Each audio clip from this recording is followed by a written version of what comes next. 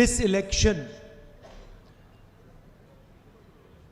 for the first time probably in our modern history, is about the Constitution of India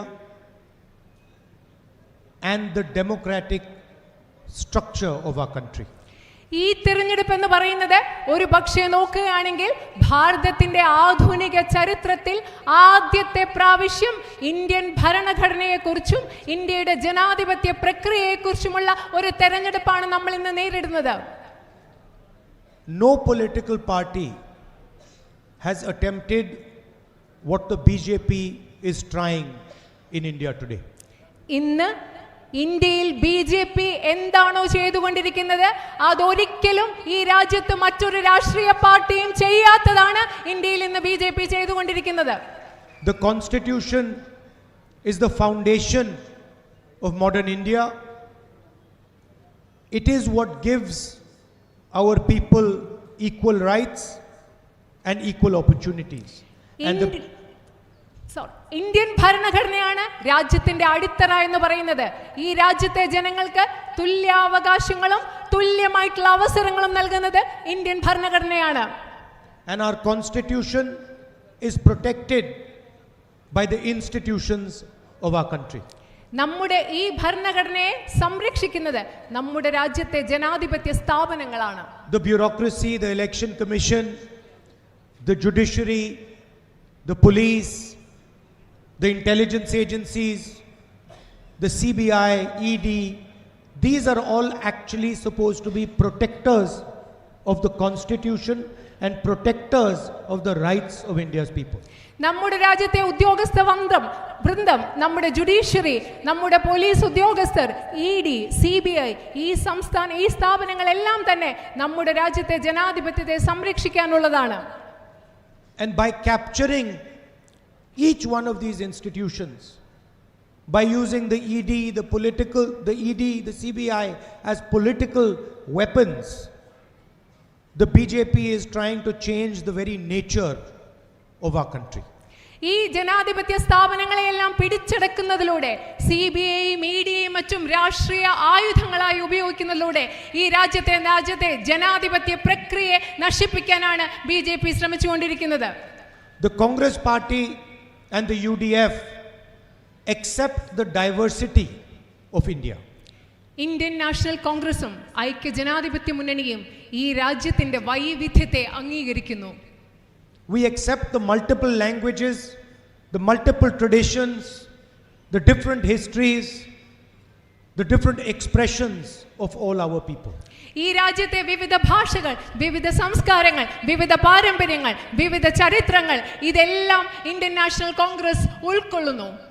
The BJP wants to impose one history, one nation, one language on the people of India. ഇന്ത്യയിലെ ജനങ്ങൾക്കുമേൽ ഒരു ചരിത്രവും ഒരു പാരമ്പര്യവും ഒരു ഭാഷയും അടിച്ചേൽപ്പിക്കാനാണ് BJP ആഗ്രഹിക്കുന്നത്. First of all, this is a fundamental misunderstanding of what India is. ആദ്യം നമ്മൾ പറയുകയാണെങ്കിൽ ഇത് ഇന്ത്യ എന്ന രാജ്യത്തെക്കുറിച്ചുള്ള അടിസ്ഥാനപരമായ ഒരു തെറ്റിദ്ധാരണയാണ്. How can you come to the people of Kerala or the people of Tamil Nadu or the people of Bengal and say there is going to be one language? നിങ്ങൾക്ക് വന്ന കേരളത്തിലെ ജനങ്ങളോട്, തമിഴ്നാട്ടിലെ ജനങ്ങളോട്, ബംഗാളിലെ ജനങ്ങളോട് പറയാൻ സാധിക്കുക ഇവിടെ ഒരേ ഒരു ഭാഷ മാത്രമേ പാടുള്ളൂ എന്ന്? You're insulting every single citizen of Kerala. ഇവിടെ വന്ന് ഒരേ ഒരു ഭാഷ മാത്രം മതി എന്ന് നിങ്ങൾ പറയുമ്പോൾ കേരളത്തിലെ ഓരോ വ്യക്തിയെയും ഓരോ മലയാളിയെ നിങ്ങൾ അപമാനിക്കുകയാണ് ചെയ്യുന്നത്. Malayalam is not just a simple language. Malayalam എന്ന് പറയുമ്പോൾ അത് വളരെ ലളിതമായ ഒരു ഭാഷ മാത്രമല്ല. Inside Malayalam is hidden the history, the tragedy, the happiness, the sadness, the brilliance of the people of Kerala. Malayalam എന്ന് പറയുന്നത് വെറും ഒരു ഭാഷയല്ല. മലയാളം എന്ന ഭാഷയ്ക്കുള്ളിൽ മലയാളിയുടെ ചരിത്രമുണ്ട്, മലയാളിയുടെ സ്നേഹമുണ്ട്, മലയാളിയുടെ സന്തോഷമുണ്ട്, മലയാളിയുടെ ദുരന്തങ്ങളുണ്ട്, മലയാളിയുടെ ദുഃഖങ്ങളുണ്ട്. ഇതെല്ലാം ചേർന്നതാണ് മലയാളം എന്ന ഭാഷ. The tears of joy that Malayali women feel when their children do well, but also the tears of sorrow when someone loses a brother. These are all transmitted in Malayalam.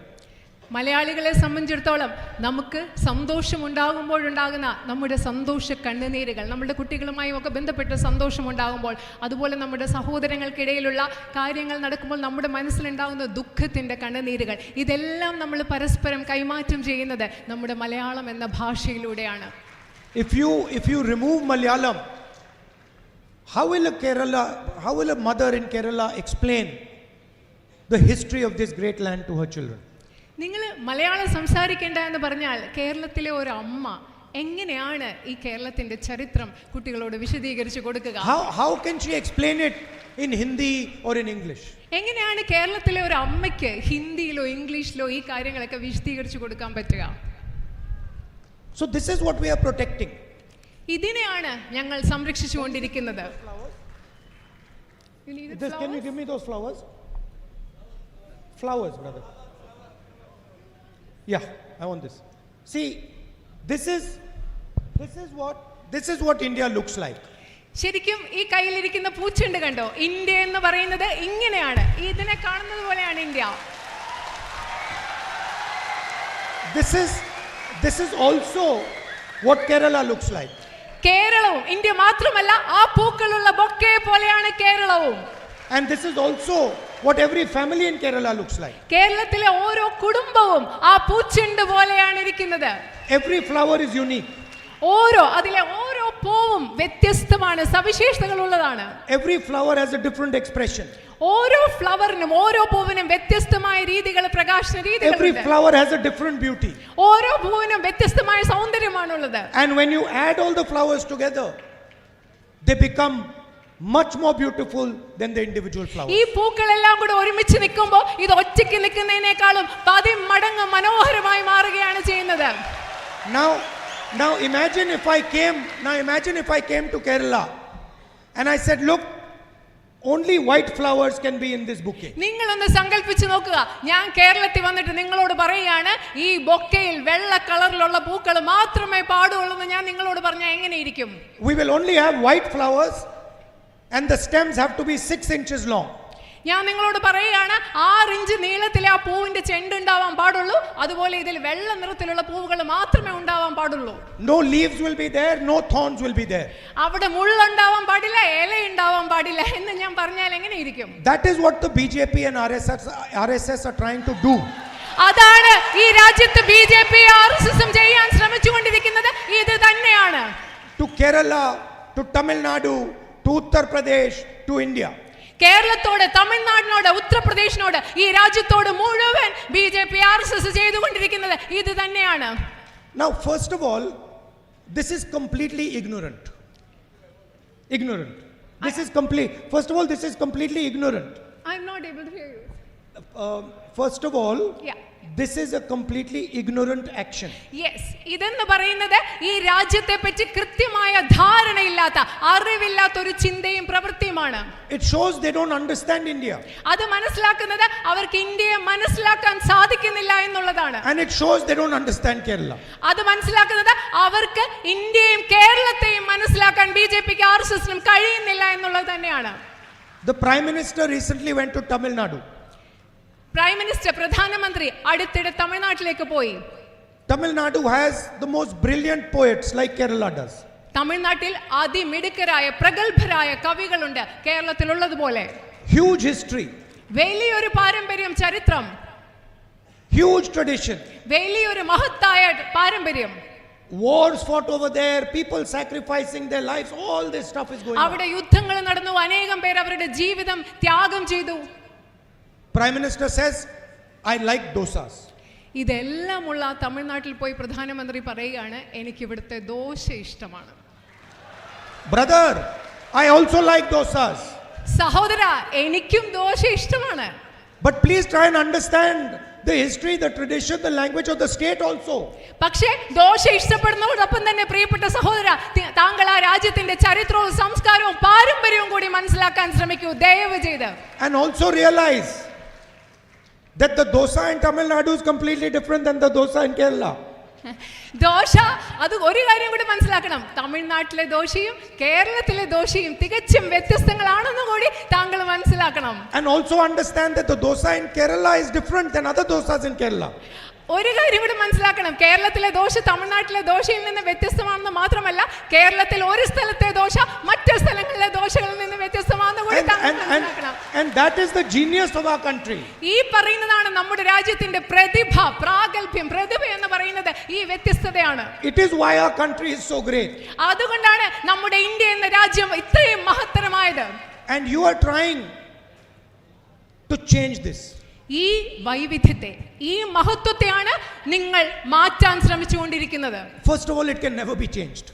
പക്ഷേ ഇത് ഒരിക്കലും നിങ്ങൾക്ക് മാറ്റാൻ സാധിക്കുകയില്ല. So you are wasting your time. നിങ്ങൾ വെറുതെ സമയം കളയുകയാണ്. But most important, you are also wasting the energy of the Indian people. അത് മാത്രമല്ല, നിങ്ങൾ വെറുതെ സമയം കളയുക എന്ന് മാത്രമല്ല, ഇന്ത്യയിലെ ജനങ്ങളുടെ ഊർജം കൂടി നിങ്ങൾ ഇല്ലാതാക്കി കളയുകയാണ്. You are creating disharmony.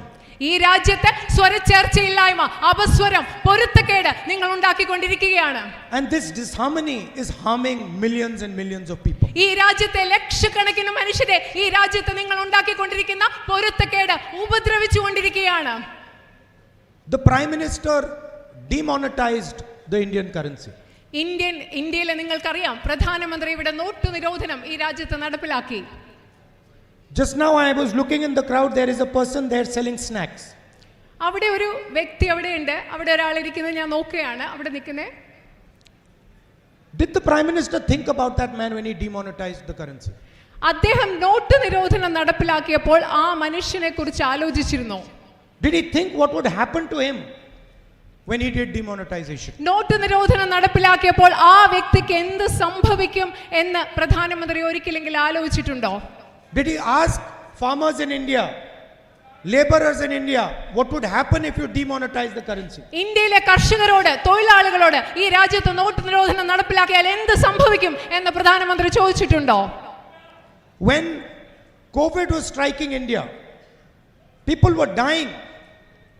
Lakhs of people were dying in the hospitals, dying outside the hospitals. No ventilators, no oxygen. The Prime Minister says, "Thali bajao." നിങ്ങൾക്കറിയോ, കോവിഡ് വന്ന് ഇന്ത്യയിൽ ലക്ഷക്കണക്കിന് ജനങ്ങൾ മരിച്ചുകൊണ്ടിരിക്കുകയായിരുന്നു. വെന്റിലേറ്റേഴ്സ് ഇല്ലായിരുന്നു, ശ്വാസം കിട്ടാതെ മരിക്കുകയായിരുന്നു, ആശുപത്രികൾ കവിഞ്ഞു നിറയുകയായിരുന്നു. ആ സമയത്ത് ഈ രാജ്യത്തെ പ്രധാനമന്ത്രി എന്താ ജനങ്ങളോട് പറഞ്ഞത്? നിങ്ങൾ കൈകൊട്ടിക്കോളൂ എന്നാണ് അദ്ദേഹം ജനങ്ങളോട് പറഞ്ഞത്. The entire media is saying how brilliant the Prime Minister is. ഇത് കേട്ടിട്ട് ഈ രാജ്യത്തെ മുഴുവൻ ജനങ്ങളും മാധ്യമങ്ങളും പറയുകയാണ്, ഓ, ഈ പ്രധാനമന്ത്രി എന്ത് മഹാനാണെന്നാണ് ഇവിടുത്തെ മാധ്യമങ്ങൾ പറഞ്ഞത്. So because you don't understand India and because you take decisions without asking anybody, you are creating tremendous damage to this country. നിങ്ങൾക്ക് ഇന്ത്യയെ മനസ്സിലാകുന്നില്ല, അതുപോലെ മറ്റാരോടും ചോദിക്കാതെ നിങ്ങൾ ഇവിടെ രാജ്യത്തെ തീരുമാനങ്ങൾ എടുക്കുകയാണ്. ഈ രണ്ട് പ്രവർത്തനങ്ങളിലൂടെ ഈ രാജ്യത്തിന് വലിയ നാശമാണ് നിങ്ങൾ ഉണ്ടാക്കിക്കൊണ്ടിരിക്കുന്നത്. I'll give you one example. ഞാൻ നിങ്ങൾക്ക് ഒരു ഉദാഹരണം പറഞ്ഞു തരാം. For the first time in my life, I have experienced this. ഞാൻ എൻ്റെ ജീവിതത്തിൽ ആദ്യമായിട്ടാണ് ഇത് അനുഭവിച്ചത്. There is a fire burning in Manipur. അവിടെ മണിപ്പൂരിൽ ശരിക്കും പറഞ്ഞാൽ ഒരു അഗ്നിയാണ്. മണിപ്പൂർ കത്തി എരിഞ്ഞുകൊണ്ടിരിക്കുകയാണ്. People are still dying. ഇപ്പോഴും അവിടെ മനുഷ്യർ മരിച്ചുകൊണ്ടിരിക്കുകയാണ്. I went to Manipur. ഞാൻ മണിപ്പൂരിൽ പോയി. And I went to see both the communities. ഞാൻ അവിടെ പോയി, അവിടെ സംഘർഷം ഉണ്ടായിക്കൊണ്ടിരിക്കുന്ന രണ്ട് സമുദായത്തിലെ ആളുകളെയും കാണാൻ ഞാൻ മണിപ്പൂരിൽ പോയി. Meitei community, Kuki community. Meitei സമുദായവും Kuki സമുദായവും. They are not talking to each other at all. നിങ്ങൾക്കറിയോ, അവർ രണ്ടുപേരും, ഈ സമുദായത്തിൽപ്പെട്ട രണ്ട് മനുഷ്യരും ഇപ്പോൾ പരസ്പരം സംസാരിക്കുന്ന കൂടിയില്ല. No conversation between them. ഇവർ തമ്മിൽ യാതൊരു വിധത്തിലുള്ള സംഭാഷണങ്ങളുമില്ല. And the government over there is saying we have completely lost control. അവിടെയുള്ള ഗവൺമെന്റ് പറയാണ്, ഞങ്ങൾക്ക് ഇവിടുത്തെ സാഹചര്യത്തിന് മേൽ യാതൊരു നിയന്ത്രണവുമില്ല എന്ന് അവിടുത്തെ ഗവൺമെന്റ് പറയുകയാണ്. We do not know what to do. എന്ത് ചെയ്യണമെന്ന് ഞങ്ങൾക്ക് അറിയില്ല. And the Prime Minister cannot even go and visit an Indian state. പ്രധാനമന്ത്രി ആ സംസ്ഥാനം, ഈ സാഹചര്യമുള്ള സംസ്ഥാനം ഒരിക്കൽ പോലും സന്ദർശിക്കുക കൂടി ചെയ്തിട്ടില്ല. He cannot even go there and talk to the people and say what is going on. അദ്ദേഹത്തിന് ഇതുവരെ അവിടെ ഒന്ന് പോയിട്ട് അവിടുത്തെ മനുഷ്യരോട് അവിടെ എന്താണ് സംഭവിക്കുന്നത് എന്ന് ചോദിക്കാൻ പോലും അദ്ദേഹത്തിന് കഴിയുന്നില്ല. Not one line in the national media. ദേശീയ മാധ്യമങ്ങളിൽ ഒരു വരി പോലും അദ്ദേഹത്തിനെ കുറിച്ച് പറയുന്നില്ല. So wherever they go, they will divide people, make people fight with each other, create problems.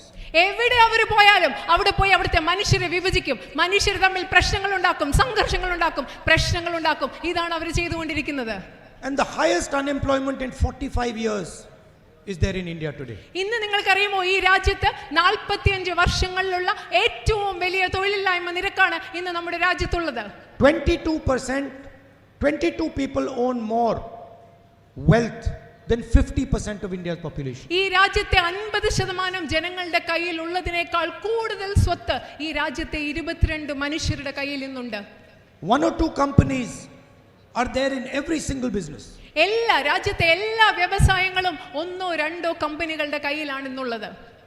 And when our farmers ask for the proper price for their goods, the Prime Minister says, sorry, we are not going to give it to you. നമ്മുടെ കർഷകർ അവരുടെ ഉൽപ്പന്നങ്ങൾക്ക് ആവശ്യമുള്ള കൃത്യമായ വില നൽകണമെന്ന് ആവശ്യപ്പെടുമ്പോൾ പ്രധാനമന്ത്രി പറയുന്നു, ഇല്ല സഹോദര, എനിക്കത് ചെയ്യാൻ പറ്റില്ല. When rubber farmers demand fairness, please give us the right price, they are greeted with silence from both the CPM and the PM. അതുപോലെ തന്നെ റബ്ബർ കർഷകർ ഞങ്ങൾക്ക് ന്യായമായ വില തരണമെന്ന് ആവശ്യപ്പെടുമ്പോൾ മൗനമാണ് പ്രധാനമന്ത്രിയുടെ ഭാഗത്തു നിന്നും CPMന്റെ ഭാഗത്തു നിന്നും. And instead of liberating farmers, price is used as a weapon against them. ഇത് മാത്രമല്ല, കർഷകരെ സഹായിക്കുന്നതിന് പകരം അവരുടെ ഉൽപ്പന്നങ്ങളുടെ വില അവർക്കെതിരെ ഒരു ആയുധമായി ഉപയോഗിക്കുകയാണ് ചെയ്യുന്നത്. Export import policies are changed so that they do not get the right price. കർഷകർക്ക് കൃത്യമായ വില ലഭിക്കാതിരിക്കുന്നതിന് വേണ്ടി അവർ കയറ്റുമതി ഇറക്കുമതി നയം മാറ്റിക്കൊണ്ടിരിക്കുന്നു. And the same is happening to small and medium businesses. അത് തന്നെയാണ് നമ്മുടെ നാട്ടിലെ ചെറുകിട ഇടത്തരം വ്യവസായങ്ങളുടെ കാര്യത്തിലും ഇന്ന് സംഭവിച്ചുകൊണ്ടിരിക്കുന്നത്. Only the biggest businesses in India have a right to the correct price. ഇന്ന് നമ്മുടെ രാജ്യത്തെ ഏറ്റവും വലിയ ബിസിനസ്സുകൾക്ക്, ഏറ്റവും വലിയ വ്യവസായങ്ങൾക്ക് മാത്രമേ അവർക്ക് കൃത്യമായ പ്രതിഫലം ലഭിക്കുന്നതിനുള്ള ഒരു അർഹതയുള്ളൂ എന്ന സാഹചര്യമാണുള്ളത്. So the question is, what is the Congress party going to do to change this? ഈ സാഹചര്യത്തിൽ നമ്മുടെ മുമ്പിലുള്ള ചോദ്യം ഇതാണ്. ഈ സാഹചര്യം മാറ്റുന്നതിന് വേണ്ടി ഇന്ത്യൻ നാഷണൽ കോൺഗ്രസ് എന്താണ് ചെയ്യാൻ പോകുന്നത്? Well, the thing to understand is India has never been as unfair as it is today. നിങ്ങൾ ഒരു കാര്യം മനസ്സിലാക്കണം, ഈ രാജ്യത്ത് ഇന്ത്യ എന്ന് പറയുന്ന രാജ്യം ഇത്ര നീതിരഹിതമായി പ്രവർത്തിക്കുന്നത് ഇന്നത്തെ പോലെ ഒരിക്കലും ഈ രാജ്യത്തുണ്ടായിട്ടില്ല. Wealth has never been distributed as unequally as it is today. ഇത്ര അസമത്വത്തോടുകൂടി ഈ രാജ്യത്തെ സമ്പത്തിന്റെ വിതരണം ഈ രാജ്യത്ത് ഒരിക്കലും ഇതുവരെ ഉണ്ടായിട്ടില്ല. So the next government has to aggressively support poor people. അതുകൊണ്ട് ഇനി അധികാരത്തിൽ വരുന്ന അടുത്ത ഗവൺമെന്റ് ഈ രാജ്യത്തെ അസമത്വമുള്ള ഈ രാജ്യത്തെ സാധാരണക്കാരെ വളരെ ശക്തിയോടുകൂടി തീരുമാനങ്ങൾ എടുത്ത് സംരക്ഷിക്കേണ്ടിയിരിക്കുന്നു. So how would a Congress government do that? അത് എങ്ങനെയാണ് ഒരു കോൺഗ്രസ് ഗവൺമെന്റ് അത് ചെയ്യാൻ പോകുന്നത്? The first thing to understand is in modern India both men and women do jobs. ആദ്യം മനസ്സിലാക്കേണ്ട കാര്യം, ആധുനിക ഇന്ത്യയിൽ ഒരുപോലെ പുരുഷന്മാരും സ്ത്രീകളും ജോലി ചെയ്യുന്നുണ്ട്. They go to offices, they leave home and they work, and they both work equally hard and for the same amount of time. രണ്ടുപേരും വീട്ടിൽ നിന്ന് പുറത്തു പോകുന്നു, ജോലിക്ക് പോകുന്നു. അവർ രണ്ടുപേരും പുരുഷന്മാരും സ്ത്രീകളും ഒരുപോലെ തന്നെ ഒരേ സമയം കഠിനാധ്വാനം ചെയ്യുന്നു. And they get compensated. അതുകൊണ്ട് അവർക്ക് രണ്ടുപേർക്കും അതിന് കൃത്യമായ പ്രതിഫലവും ലഭിക്കുന്നു. But our women also work 8 hours at home. അത് മാത്രമല്ല, നമ്മുടെ സ്ത്രീകൾ പുറത്ത് ജോലി ചെയ്യുന്നതിൻ്റെ കൂടെ വീട്ടിലും 8 മണിക്കൂർ ജോലി ചെയ്യുന്നവരാണ്. Men might not like what I'm saying. ഞാൻ പറയുന്നത് ഇവിടെ ഇരിക്കുന്ന പുരുഷന്മാർക്ക് ഇഷ്ടപ്പെടാം എന്ന് എനിക്ക് കരുതുന്നില്ല, ഇഷ്ടപ്പെടാൻ സാധ്യതയുമില്ല. But the fact is that if a man works 8 hours, a woman works 16 hours. പക്ഷേ വസ്തുത ഇതാണ്, യാഥാർത്ഥ്യം ഇതാണ്. ഒരു പുരുഷൻ 8 മണിക്കൂറാണ് ജോലി ചെയ്യുന്നതെങ്കിൽ ഒരു സ്ത്രീ ജോലി ചെയ്യുന്നത് 16 മണിക്കൂറാണ് എന്നതാണ് യാഥാർത്ഥ്യം. And if a man works 10 hours, a woman works 20 hours. അത് മാത്രമല്ല, ഒരു പുരുഷൻ 10 മണിക്കൂർ ജോലി ചെയ്താൽ സ്ത്രീ ജോലി ചെയ്യുന്നത് 20 മണിക്കൂറുകളാണ്. And the woman protects the future of India. അത് മാത്രമല്ല ഈ രാജ്യത്തിന്റെ ഭാവി സംരക്ഷിക്കുന്നത് ഈ രാജ്യത്തെ സ്ത്രീകളാണ്. And she looks after our children. അവർ തന്നെയാണ് ഈ കുട്ടികളെ നോക്കുന്നത്. And for protecting the future of India and looking after our children, we have never compensated her. അത് മാത്രമല്ല ഈ രാജ്യത്തെ സ്ത്രീകളെ, ഈ രാജ്യത്തിന്റെ ഭാവി സംരക്ഷിക്കുന്നതിന് തക്കതായ പ്രതിഫലം, ഈ നമ്മുടെ കുഞ്ഞുങ്ങളെ വളർത്തി വലുതാക്കുന്നതിന് ആവശ്യമായ തക്കതായ പ്രതിഫലം ഒരിക്കലും നമ്മുടെ സ്ത്രീകൾക്ക് നമ്മൾ നൽകിയിട്ടില്ല.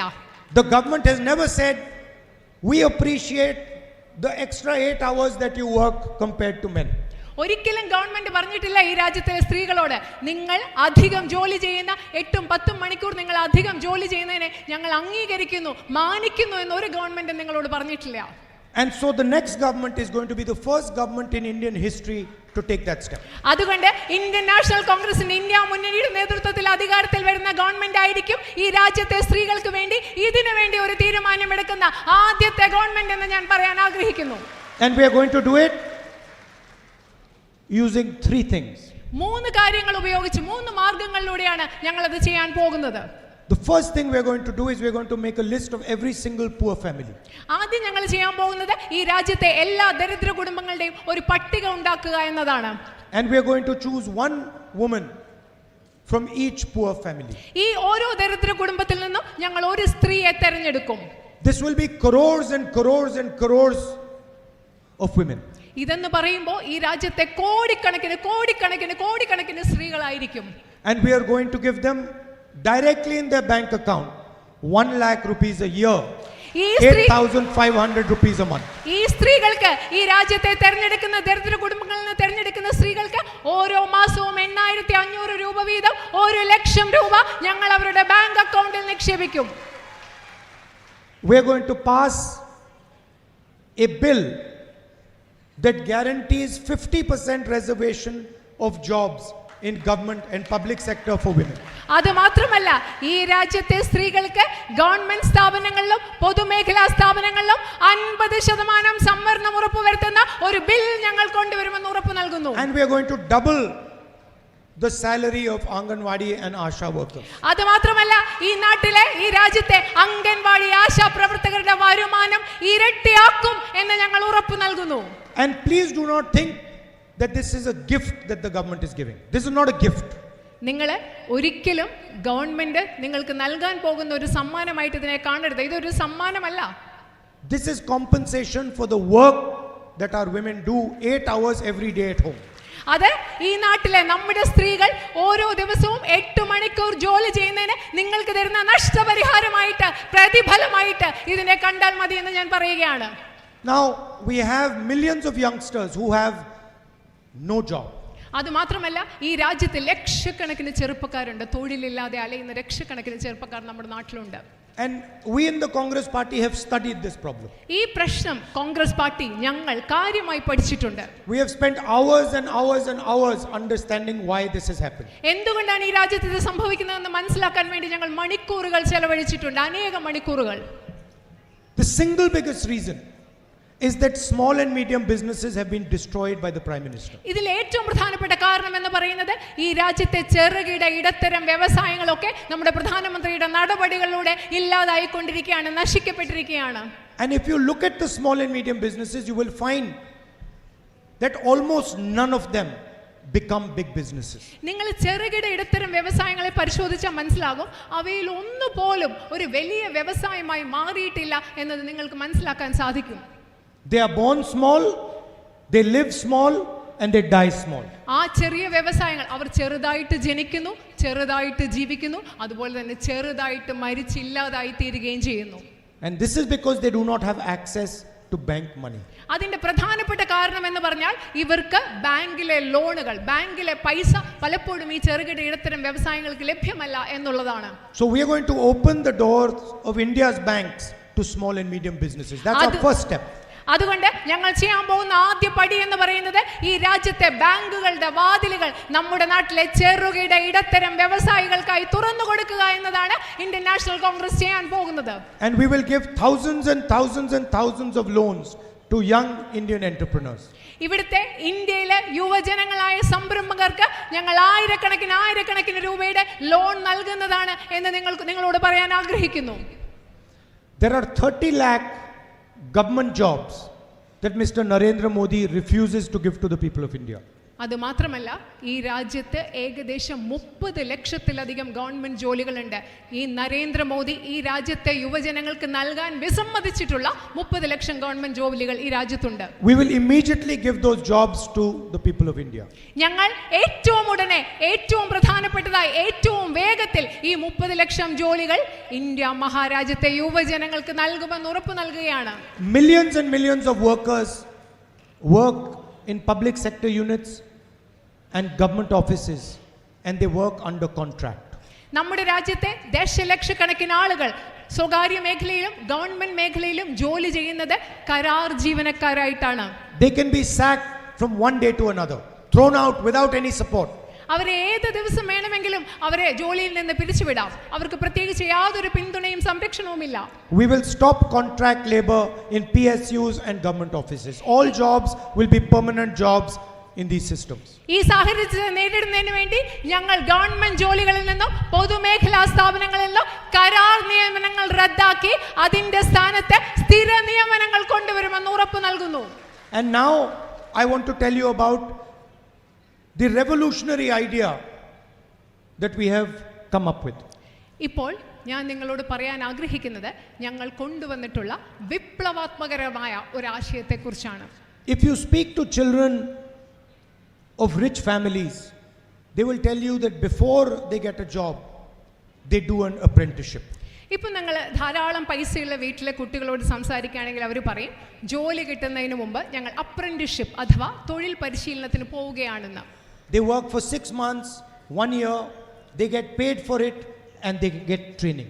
അവർ 6 മാസത്തേക്ക് ജോലി ചെയ്യും, 1 വർഷത്തേക്ക് ജോലി ചെയ്യും. ഈ കാലയളവിൽ അവർക്ക് ശമ്പളവും കിട്ടും, തുടർന്ന് അവർക്ക് തൊഴിലും ലഭിക്കും, അതുപോലെ പരിശീലനവും ലഭിക്കും.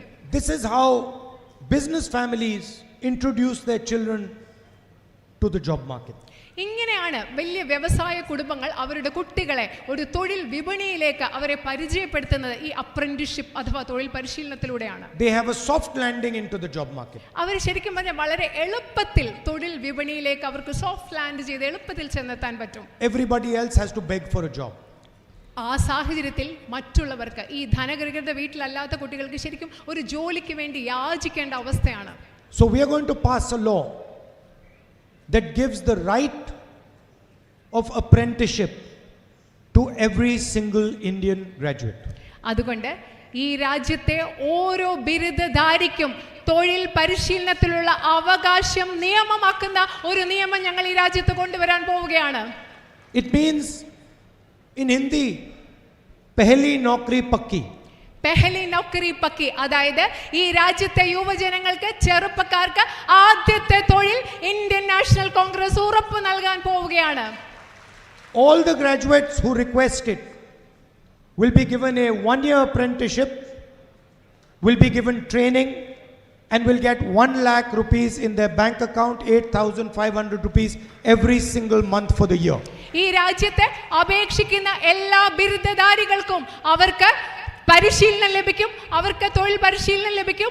അതുപോലെ തന്നെ ഓരോ മാസവും 8,500 രൂപയോടുകൂടി 1 ലക്ഷം രൂപ അവരുടെ ബാങ്ക് അക്കൗണ്ടുകളിൽ ലഭിക്കും എന്ന് ഞങ്ങൾ ഉറപ്പു നൽകുകയാണ് ഈ നിയമത്തിലൂടെ. And if they do well, then that will become a permanent job. അത് മാത്രമല്ല ഇവർ ഈ തൊഴിൽ പരിശീലനകാരം നന്നായി പൂർത്തിയാക്കിയാൽ അതിനെ തുടർന്ന് അവർക്കൊരു നല്ല ജോലി ലഭിക്കുകയും ചെയ്യും. And the result is that companies in India will get a huge trained manpower to build our country. അത് മാത്രമല്ല അതിന്റെ അർത്ഥം എന്ന് പറയുന്നത് ഈ രാജ്യത്തെ കമ്പനികൾക്ക് പരിശീലനം സിദ്ധിച്ച തൊഴിലാളികളെ ലഭിക്കും എന്നതുകൂടിയാണ് ഈ പദ്ധതിയിലൂടെ സാധ്യമാകുന്നത്. For the farmers of our country, we are guaranteeing them a minimum support price. അത് മാത്രമല്ല ഈ രാജ്യത്തെ ഇന്ത്യയിലെ ഓരോ കർഷകർക്കും ഞങ്ങൾ ഒരു മിനിമം താങ്ങുവില കൂടി ഉറപ്പു നൽകുകയാണ്. And we will not allow price to be used as a weapon against them. അത് മാത്രമല്ല ഉൽപ്പന്നങ്ങളുടെ വില എന്ന് പറയുന്നത് കർഷകർക്കെതിരെ ഒരു ആയുധമായി ഉപയോഗിക്കാൻ ഞങ്ങൾ ഒരിക്കലും അനുവദിക്കുകയുമില്ല. Now I'd like to conclude with one thing I have noticed. ഞാൻ നിങ്ങളോട് ഞാൻ ശ്രദ്ധിച്ചിട്ടില്ല, എൻ്റെ ശ്രദ്ധയിൽ വന്നിട്ടുള്ള ഒരു കാര്യം പറഞ്ഞുകൊണ്ട് എൻ്റെ സംസാരം അവസാനിപ്പിക്കാൻ ആഗ്രഹിക്കുന്നു. I fight the BJP and the RSS. ഞാൻ BJPയെയും RSSനെതിരെയും BJPക്കെതിരെയും RSSനെതിരെയും പോരാടിക്കൊണ്ടിരിക്കുകയാണ്. No matter what they do, I fight them every day. അവരെന്നെ എന്ത് ചെയ്താലും അവരെന്തൊക്കെ ചെയ്താലും BJPയെയും RSSനെയും ഞാൻ ഓരോ ദിവസവും അവർക്കെതിരെ പോരാടിക്കൊണ്ടിരിക്കുകയാണ്. I have an ideological difference with them. I get up in the morning and I think to myself, okay, how am I going to disturb them today? എനിക്ക് അവരോട് ആശയപരമായ വ്യത്യാസമുണ്ട്. എല്ലാ ദിവസവും രാവിലെ എഴുന്നേറ്റ് ഞാൻ ആലോചിക്കുകയാണ്, ഇന്ന് ഞാൻ അവരെ എങ്ങനെയാണ് അസ്വസ്ഥപ്പെടുത്താൻ പോകുന്നതെന്ന് എല്ലാ ദിവസവും ഞാൻ ആലോചിക്കും. And when I walk in Parliament House, all the BJP MPs look at me and say, this man disturbs us 24 hours. അതുമാത്രമല്ല, ഞാൻ പാർലമെന്റിലേക്ക് നടന്നു പോകുമ്പോൾ അവിടെയുള്ള BJP MPമാരെല്ലാം എന്നെ നോക്കിയിട്ട് പറയും, ഈ മനുഷ്യൻ 24 മണിക്കൂറും ഞങ്ങളെ അസ്വസ്ഥപ്പെടുത്തിക്കൊണ്ടിരിക്കുകയാണെന്ന് അവരെന്നെ നോക്കി പറയും. But there is a cost to this. പക്ഷേ ഇതിനൊരു വില കൊടുക്കേണ്ടി വരുന്നുണ്ട്. ഇതിന് എനിക്കൊരു വില കൊടുക്കേണ്ടി വരുന്നുണ്ട്. Their media channels abuse me 24 hours. BJP RSSന്റെ മാധ്യമങ്ങളും ചാനലുകളും എന്നെ 24 മണിക്കൂറും അധിക്ഷേപിച്ചുകൊണ്ടിരിക്കുകയാണ്. My image is distorted across the country. ഈ രാജ്യം മുഴുവൻ എൻ്റെ പ്രതിച്ഛായ, ഞാൻ എന്താണെന്നുള്ളത് അവർ രാജ്യം മുഴുവൻ നശിപ്പിച്ചുകൊണ്ടിരിക്കുകയാണ്. My Lok Sabha membership was taken away. എൻ്റെ ലോക്സഭാ അംഗത്വം അവരെടുത്തുകൊണ്ടുപോയി. I gave a speech about Mr. Adani and within a few days I was thrown out of the Lok Sabha. ഞാൻ അദാനിക്കെതിരെ പാർലമെന്റിൽ ഒരു പ്രസംഗം നടത്തി. അത് കഴിഞ്ഞ് കുറച്ച് ദിവസങ്ങൾക്കുള്ളിൽ അവരെന്നെ ലോക്സഭയിൽ നിന്ന് പുറത്താക്കി. 55 hours, 12 hours a day being interrogated by ED. എന്നെ എൻഫോഴ്സ്മെന്റ് ഡയറക്ടറേറ്റ് 55 മണിക്കൂറുകൾ, ഓരോ ദിവസവും 12 മണിക്കൂർ വീതമാണ് എൻഫോഴ്സ്മെന്റ് ഡയറക്ടറേറ്റ് എന്നെ ചോദ്യം ചെയ്തത്. I gave them the keys of my government house.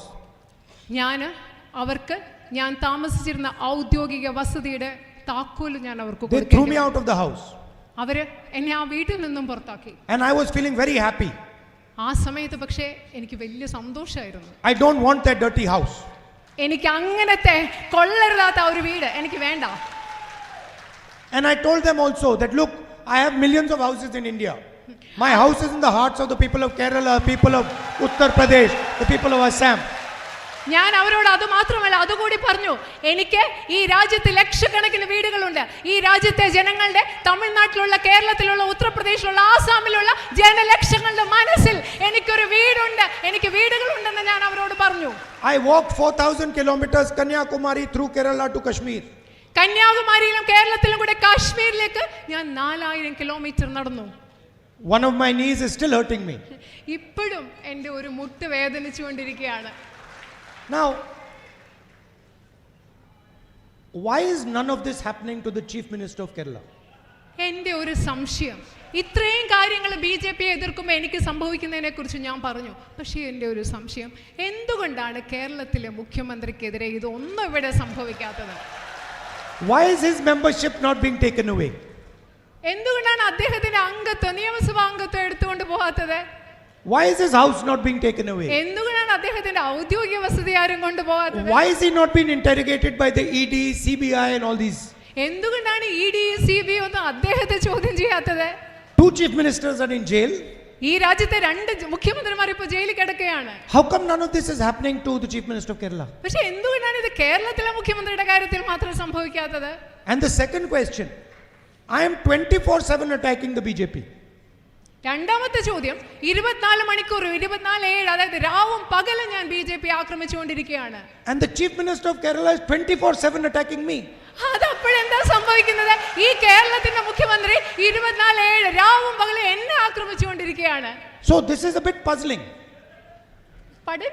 It's a bit surprising. ഇതൊരു ഭയങ്കര, എനിക്ക് മനസ്സിലാക്കാൻ പറ്റുന്ന ഒരു പദപ്രശ്നം പോലെയാണ്, ഒരു പസിലാണ്. He says he is fighting ideological battle against the BJP. അദ്ദേഹം പറയാണ്, ഞാൻ BJPക്കെതിരെ ഒരു ആശയപരമായ പോരാട്ടം നടത്തിക്കൊണ്ടിരിക്കുകയാണ്. But I know the BJP, because when you fight ideological battle against the BJP, they attack you with everything they have.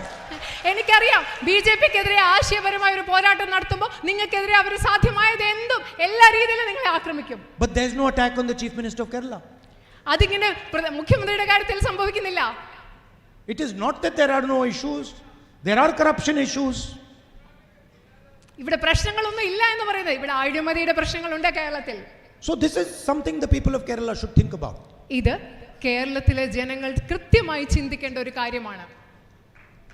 If someone is attacking the BJP will attack him 24/7, will disturb him 24/7, will have ED, CBI, everything behind him 24/7.